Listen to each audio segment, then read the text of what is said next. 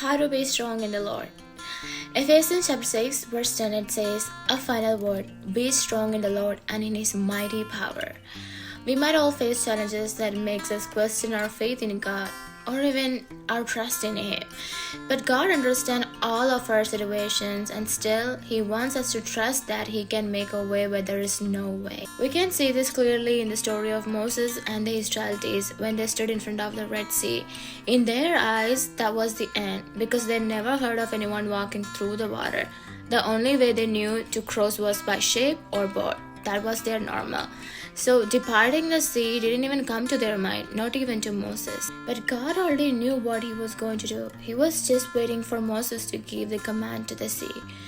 But Moses, he was influenced by the grief and fear of the Israelites, so he cried out to God for help. God knew his weakness and He gently reminded Moses of what He already given to him, the staff, the same one used for miracles before. Then Moses did exactly what God told him to do. Then the miracle happened. Here we can notice a few things. First, God did something that was outside of their normal understanding, something they didn't even imagine that was possible. Second, God waited on Moses to step into what He had already given him, and He gently reminded of His strength and authority so that the miracle could unfold. The first truth we see here is God performed a supernatural act. When you are in a season of impossibilities, like after all the things you have done and there is nothing more you can do to make it happen, then rest and trust God. Trust God with all the impossible ways it could still happen. Think about what He can do out of His sovereign strength. Don't put Him in a box or limit Him into our normal understanding. He is far beyond our imagination and thinking. He can even change the minds of kings and queens to favor you. He is that sovereign in power and strength. The same God who fed Elijah through a raven will also feed us from His mighty strength. But the question is, are we trusting enough to believe the impossible? Most time when we face impossibilities, we get stressed out and start thinking something bad is going to happen. But God wants us to believe that with Him, nothing is impossible. If you believe that just touching His garment can heal you, then that faith will save you. If you believe His shadow can do miracles, then that faith will manifest in your life.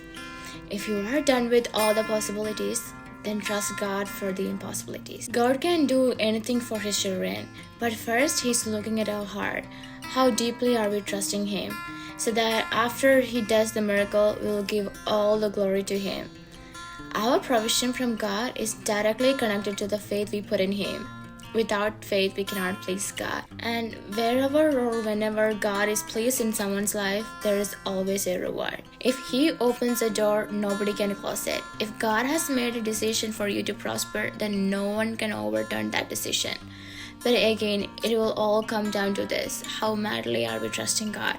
The sign that you are truly trusting God is that you can sit peacefully and calmly knowing that even though all the doors are closed, my God Himself is an open door for me.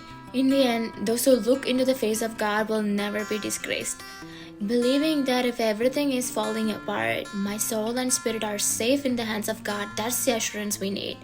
If we have done our part and nothing seems to be changing, then rest. Sit back, let God do the rest. When we rest, God begins His work. But He will wait until we truly rest in Him. God bless you.